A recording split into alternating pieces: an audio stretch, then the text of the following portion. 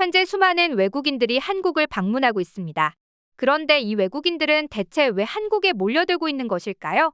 일반적으로는 맛있는 음식을 먹기 위해서, 멋진 경치를 보기 위해, 한국 콘텐츠들을 접하고 한국을 여행하고 싶어져서 등 굉장히 많은 이유가 있죠. 그런데 짧게는 1년, 길게는 5년 정도 한국에서 생활한 외국인들이 한국에서 가장 좋은 점이 무엇이냐 물으면 하나같이 안전이라고 대답한다는데요. 그도 그럴 것이 아무리 사회, 문화, 경제, 군사적으로 우수한 세계 선진국이라 하더라도 한국의 치안 수준을 가지지는 못했죠. 그래서일까요?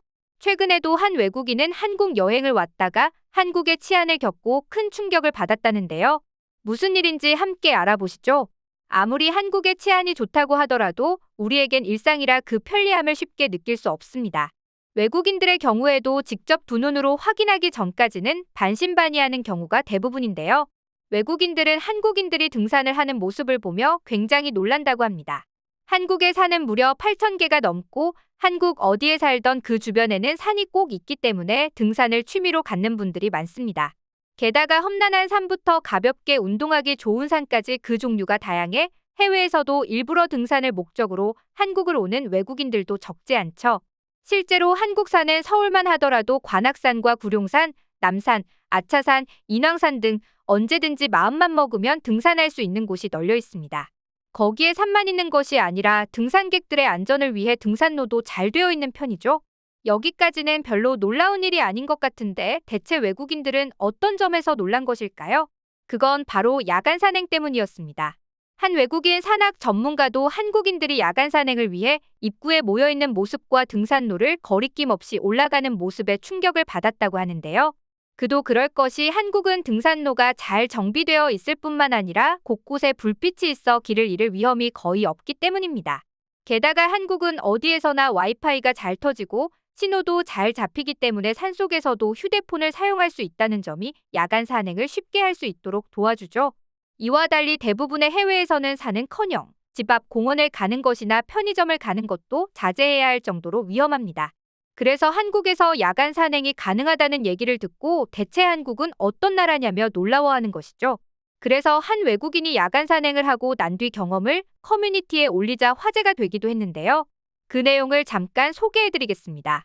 한국이라는 나라는 정말 놀라움의 연속이야. 분명 한국이라는 나라에 대해 공부를 많이 했다고 생각했는데 두 눈으로 직접 보는 건 또 다른 얘기였지. 그 중에서도 가장 놀라운 것은 역시 한국의 치안이었어. 한국의 사람들은 지하철이나 길거리에서 휴대폰을 편하게 들고 다녔고 카페 같은 곳에서는 자리에 두고 떠나기도 해. 그걸 보며 나는 한국이 진정으로 안전하다는 걸 알게 되었어. 그런데 정말 놀라운 것은 한국인들은 늦은 시간에도 등산을 한다는 거야. 그리고 난 이걸 사실 한국을 방문하기 전까지 믿을 수 없었지. 그래서 이걸 내 눈으로 꼭 확인하고 싶었고 일부러 호텔 근처에 있는 인왕산을 가기로 했어. 그런데 내 시야에 들어온 건 평일 8시인데도 등산하는 한국인이 많았다는 거야. 내가 본 사람만 30명이 된 것 같아. 그런데 하나같이 장비와 옷을 갖춰 입어서 내가 잘못 선택했나 싶었어. 그런데 생각보다 수월하고 재미있는 산이더라고. 그런데 평일 8시에도 이렇게 사람이 많다는 건 굉장히 충격적이었지.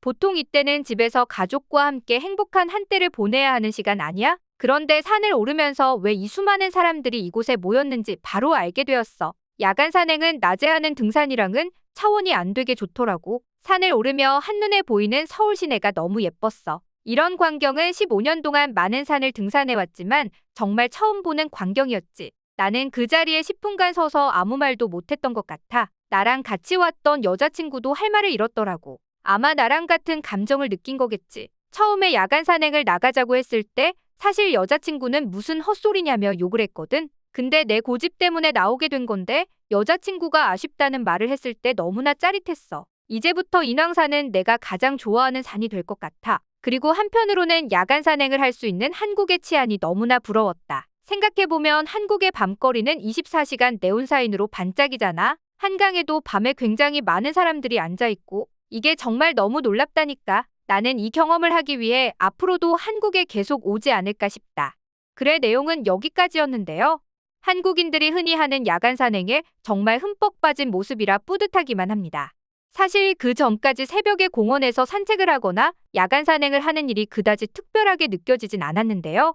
그럴 때 이런 글들을 보면 정말 행복한 나라에 살고 있구나라는 것을 느낄 수 있었습니다. 이 글이 올라오자 정말 믿을 수 없다며 수많은 댓글이 올라왔는데요. 뭐, 야간 산행? 나는 지금 캐나다에서 살고 있는데 이곳에서 밤에 등산한다는 건 목숨을 버리는 행위야. 그런 게 한국인들한테는 소중한 취미라니? 진짜 부러운 나라다. 한국에는 밤이라는 개념이 없는 나라 같아. 낮에 할 수 있는 건 밤에도 할 수 있거든. 물론 당연히 불가능한 것들도 있지. 그런데 대부분 가능하다는 거지. 너무 신기해. 와, 밤에 보는 경치라니. 한국의 산들은 진짜 아름다웠는데 밤에 보는 건 또 다른 경치겠다. 높은 건물에서 밑을 내려다본 적이 있었는데 그때 야경이 정말 끝내줬거든. 산에서 보면 얼마나 더 좋을까? 나도 한국에 잠시 살 때 야간 산행을 가본 적이 있어. 그때의 경치는 알프스도 못 따라와. 정말 놀라운 광경이었지. 나는 야간 산행도 야간 산행이지만 한국인들의 부지런함에 혀를 내둘렀다. 아니, 일이 끝나고 나서 산행을 갈 수 있다고? 심지어 그 다음 날에도 출근해야 하는데 정말 에너자이저다. 진짜 놀라운 글이다. 내 두 눈으로 직접 보기 전까지는 믿지 못할 듯. 치안이 아무리 좋은 나라라고 해도 밤에 등산하는 게 가능한 일인 거야? 내가 사는 곳에서는 밤에 공원이나 산 근처에는 절대 얼씬도 하지 않는데 한국에서는 밤에 등산을 한다고 하니 진짜 놀랍다. 한국의 밤 문화 얘기가 너무 유명해서 한번 들어본 적이 있었어. 그래서 야간 산행도 거짓이 아니라는 생각이 든다. 친구랑 실컷 놀다 어두워지면 집에 들어가야 하는 게 너무 아쉬웠는데 한국은 그렇지 않아서 부럽다. 한국의 아름다운 산 꼭대기에서 음악을 들으며 야경을 본다고 생각해봐. 지구상에 그런 곳이 존재한다니?